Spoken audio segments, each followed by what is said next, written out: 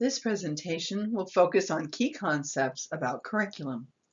Some of the topics I'll cover will include key components that define curriculum, teachers' roles as decision makers, distinctions between curriculum models and approaches, and some details about developmentally appropriate practices.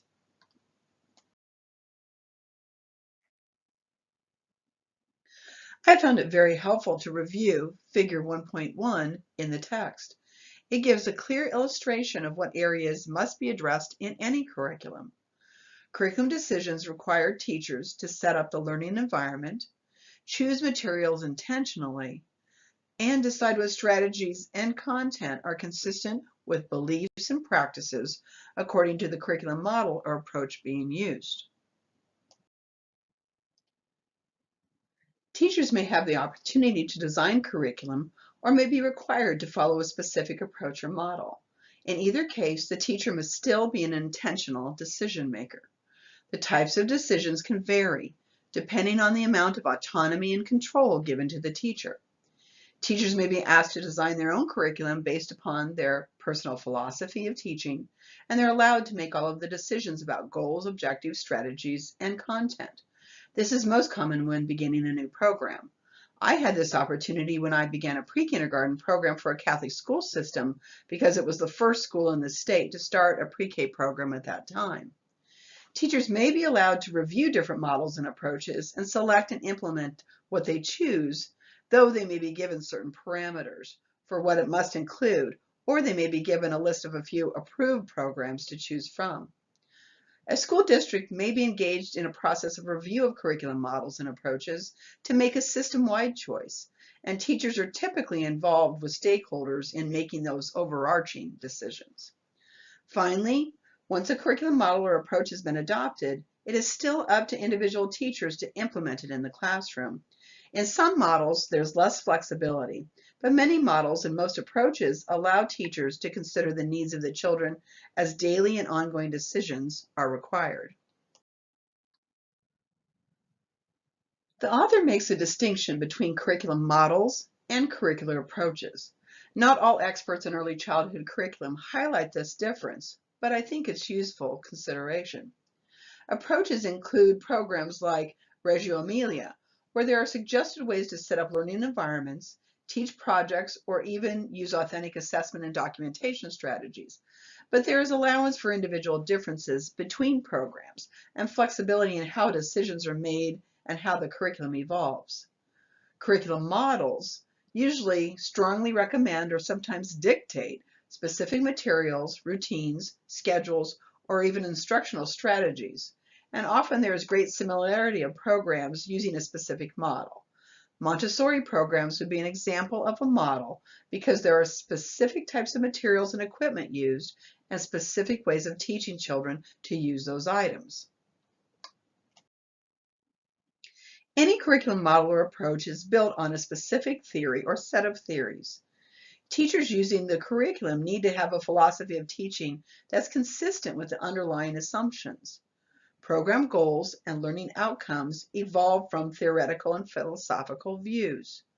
Likewise, decisions about how teachers interact with learners and what and how they teach must align with theoretical bases. Theories guide practices. Assessments will also follow fundamental beliefs and will vary from authentic play-based assessment to charting performance of very specific tasks, depending on the approach and its underlying assumptions about learning. The author provided an overview of many influential thinkers. I do want to highlight one of the theorists, Bronfenbrenner's bioecological model.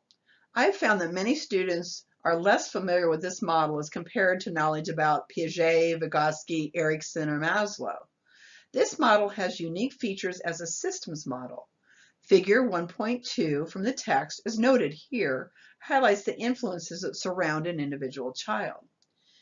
Teachers can benefit from this sense of the ecology that surrounds children. It builds an understanding of the social, cultural influences on learners. We often think of families and peers as significant influences, but this model adds consideration of the impact of neighborhoods, communities, churches, schools, other social agencies, and even parents' workplaces and how they may affect family relationships.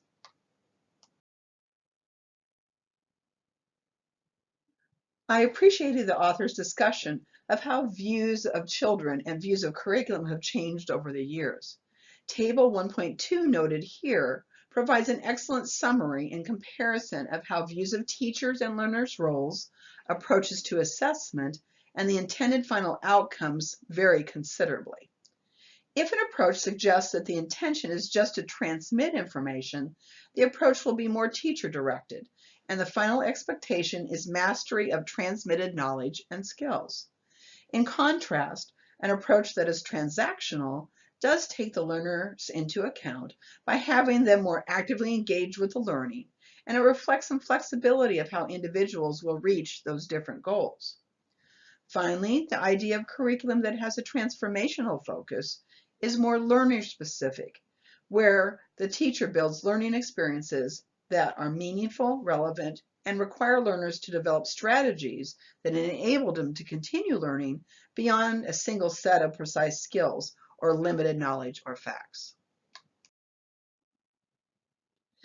Next, I would like to spend some time highlighting the information about developmentally appropriate practices so that it extends beyond the overview in your text and may help guide your understanding as you review the NAEYC position statement on developmentally appropriate practices. These practices are not a specific set of tasks or a limited list of strategies.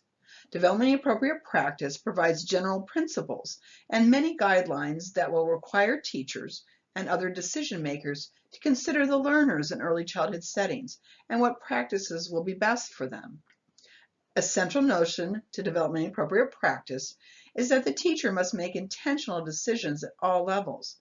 Interestingly, the idea of intentionality was not in the first edition of DAP. The focus at the time was on trying to guide practices to encourage teachers and administrators to move away from practices that were not beneficial and were sometimes damaging to young learners.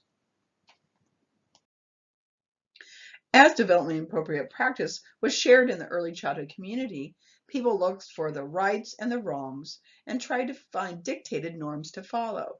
This struggle led the organization and the revision process to address intentionality, meaning that developmentally appropriate practice was designed to be a tool for teachers to use to guide their decisions and use the guidelines to decide the best approaches for the children in their programs.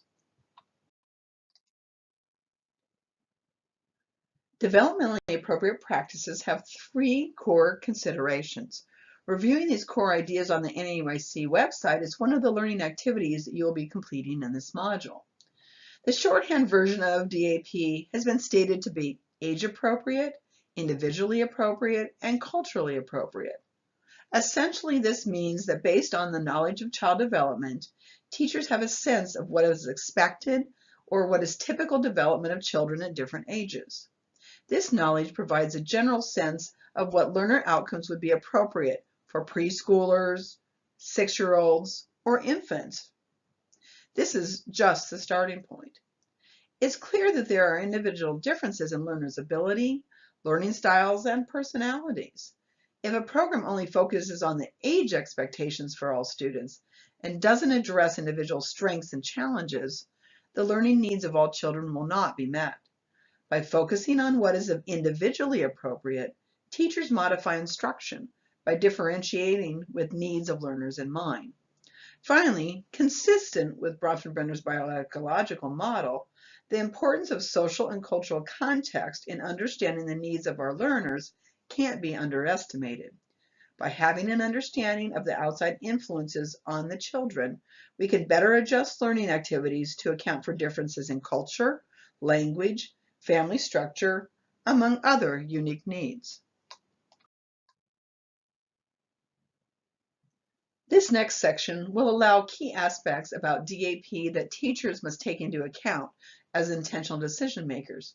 These will include knowledge informing our decisions, balancing challenging and achievable goals for the learners, and being intentional in all instructional decisions. As I mentioned earlier, knowledge about child development must be used to understand age-appropriate expectations. It must be based on research so that the evidence is current and accurately describes developmental characteristics of our learners. As we work with children and note their individual learning needs, we compare their abilities with expected developmental characteristics, and then can respond with adjustments in our instructional decisions, materials, or learning outcomes as needed to address those needs. The knowledge of the social cultural context that has been mentioned before is detailed here. This contextual information includes behavior expectations, language differences, home and family characteristics and needs, and the types of prior learning and life experiences that the children bring with them when they enter your door.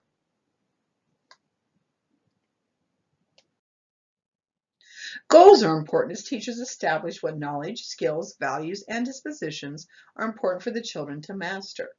Because of the range of abilities that will always be represented in classrooms, it is a considerable challenge to meet the needs of all children, challenging those ready to move ahead, and yet supporting and scaffolding the learners who move ahead at a slower pace and or need exposure to different types of instructional strategies.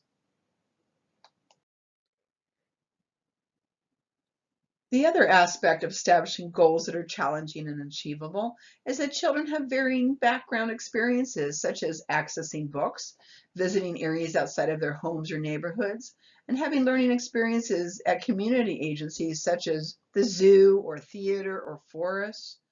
We cannot assume that all children have the chance to have the same enrichment activities, and so it's essential that teachers help build in experiences that will allow new information to then be built on that prior learning. There must be a constant ebb and flow of teaching, assessment, and then teaching again that is sensitive to what is next for growth and progress of each learner.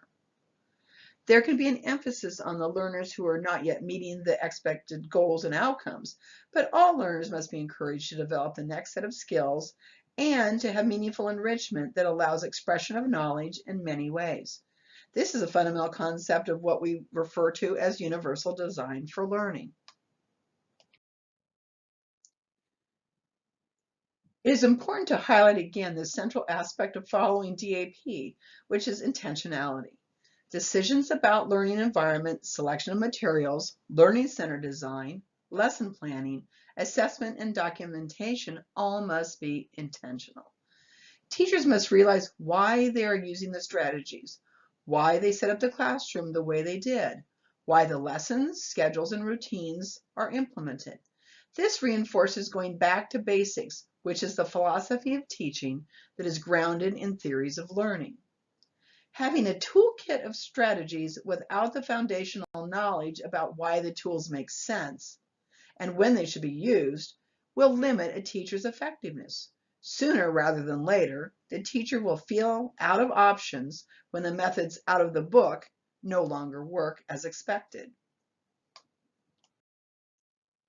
Finally, understanding teachers' roles in establishing a positive learning environment that supports developmentally appropriate practices is critical. I chose to use visuals to present each of the aspects listed here on the following slides.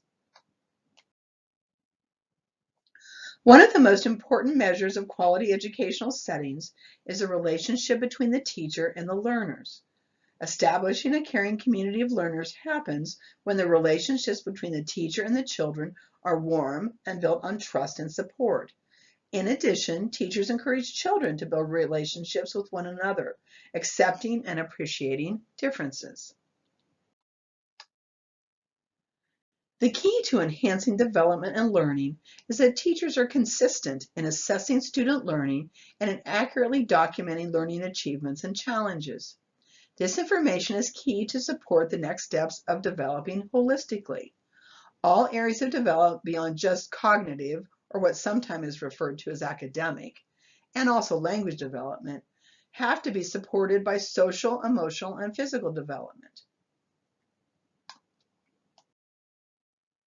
One key guideline is to plan curriculum that will help achieve important goals.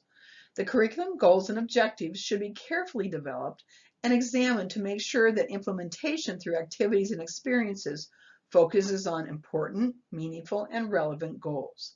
Sometimes we begin to see filler activities, like just pulling a story off the shelf to read to the children, which certainly can be a positive experience. But was the choice made with an intention and planful good practices about engaging the students with this particular story? Making intentional choices about assessment of development and learning is so important. It's only through effectively and accurately assessing learning that we can measure the achievement of learning outcomes and can plan for next steps based upon reliable evidence. Best practices and assessment strategies and guidelines will be a focus of a later course, but we'll address it here in the context of curriculum design in this class. When we establish goals and objectives, teachers must have clear strategies for assessing learning predetermined in order to gather quality evidence of learning. The role of the teacher in building positive reciprocal relationships with families is critical in early childhood programs. Recognizing that families are the experts and that they have long-term knowledge about their child's learning and achievement, it makes them essential partners. Teachers must intentionally plan activities and strategies that allow families to share information, communicate regularly, and view themselves as partners and support to the teacher's work with their child and the teacher supporting the parents' interactions with their child.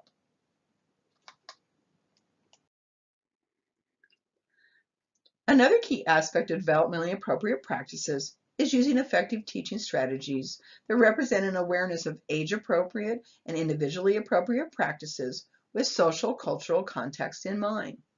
You can easily read the strategies highlighted on the slide, but I want to discuss a few. The ideas of providing specific feedback and encouraging persistence and effort, I believe, are extremely important. Whenever learners are truly challenged, it should not be a threat, and it will not be if learners realize that mastering something new sometimes takes lots of effort and will include lots of mistakes. Saying good job isn't sufficient messaging to help them realize that effort and persistence is important in the learning process. Another strategy that stood out to me was modeling attitudes, problem-solving approaches, and behaviors toward others. Often this is seen as the hidden curriculum. It's not a set of specific learning outcomes or units of study or pre-planned activities. It makes up modeling of what we expect of the children in our classrooms. Here are some final strategies. Teachers are familiar with using effective questions with children to guide learning and to understand their processing. Scaffolding by giving appropriate assistance is very clear too. Sometimes I think we forget the last two strategies as truly intentional teaching strategies. In order for children to master knowledge, facts, and information, we have to give it to them. We need to present those foundational experiences and give repeated opportunities to build it. Teachers often assume prior knowledge and experiences and jump so quickly past the information and skills building to assessing learning. Also, giving directions for actions or behaviors sounds simplistic, but it warrants considering how often we assume children should know a routine of the day or similar assignment structure, yet we see confused and off-task behaviors. I like to share the three-part direction strategy with my undergraduate students. First, state, I'm going to give you the directions, so I need you to, and then you insert whatever description of learning actions you ask of your students. Listening ears, hands in your lap, whatever those behaviors might be. Then state step by step the directions, and then have the learners assist you in restating the directions.